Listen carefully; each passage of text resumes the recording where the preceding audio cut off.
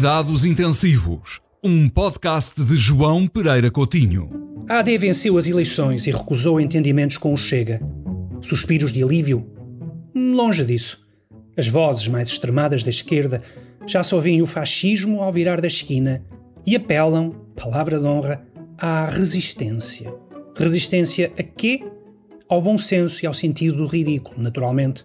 Entrincheiradas nos seus casulos, elas permanecem despertas e à escuta. Não vá uma marcha sobre Lisboa apanhá-las desprevenidas. Qualquer especialista vê aqui sintomas de stress pós-traumático. Estado de alerta angustiante, pânico desproporcional, choro fácil. Para as pessoas sãs, o que aconteceu a 10 de março não tem história. Foi a decorrência normal de se viver numa democracia normal. Para os radicais, foi o início do apocalipse. Pobrezinhos. Por que motivo não ajustam a medicação e consultam os estudos científicos disponíveis? Um deles, coordenado por Conceição Pequito, Manuel Meirinhos Martins e Pedro Fonseca, intitulado 50 anos de democracia em Portugal, mudanças e continuidades geracionais, começa por traçar a opinião que os portugueses têm do 25 de Abril. A julgar pela histeria da esquerda, o país inteiro, ou uma parte significativa dele, deseja um regresso imediato a 1973. Espantosamente, não deseja. A maioria prefere viver em democracia por entender que a revolução trouxe consequências mais positivas do que negativas. 69% pensam isso, só 7% pensam o contrário. Mas é entre os jovens, sobre quem se despejaram os mais vis impropérios por causa das suas preferências eleitorais à direita, que a preferência pela democracia é ainda mais expressiva. As consequências de Abril foram mais positivas do que negativas para 73% dos inquiridos entre os 16 e os 34 anos. Querem ver que os únicos nostálgicos por 1973 são aqueles que ainda se imaginam a viver e a combater em 1973? Mas a ciência não fica por aqui.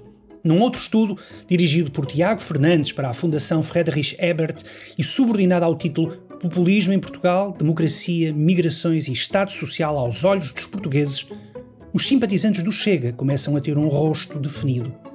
A julgar pelos histéricos, falamos de carantonhas demoníacas que cospem fogo e comem criancinhas ao almoço. Ao pequeno almoço já sabemos quem se encarrega do assunto. Novamente, estamos no território da alucinação. Os simpatizantes do Chega têm um perfil que os aproxima do eleitorado do centro e revelam-se menos radicais do que a liderança do partido, por exemplo, no trato com os imigrantes. Aliás, um dos dados mais notáveis do estudo está no facto de revelar que os apoiantes do Chega são os que menos se interessam por política. 21% não querem saber do assunto e 31% querem saber pouco. Ricos fascistas estes, que negam à partida os imperativos da politique d'abord. Se votam, e desta vez votaram em quantidade, é porque são também os mais descontentes com o funcionamento da democracia, 77%.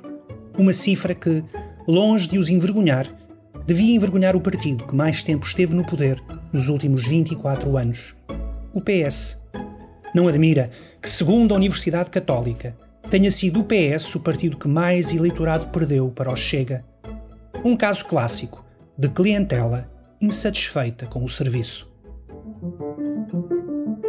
E por falar em clientelas, perceba a frustração do PS. Na primeira parte da legislatura era preciso comer o pão que o diabo amassou na função pública, nas forças de segurança, nas escolas, nos hospitais. Mas chegaria um momento, algures em 2024, em que o excedente orçamental permitiria montar o palco para a grande boda eleitoral de 2025-2026. Pois bem, o momento chegou. Mas, para o horror das tropas, não é o PS que vai chefiar a comissão de festas. É a AD.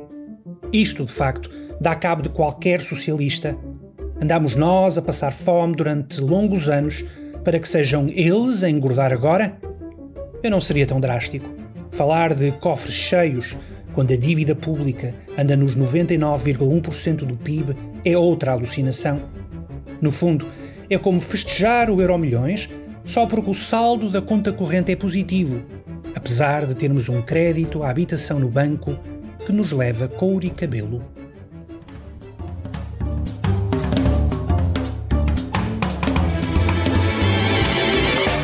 Cuidados Intensivos, um podcast de João Pereira Coutinho.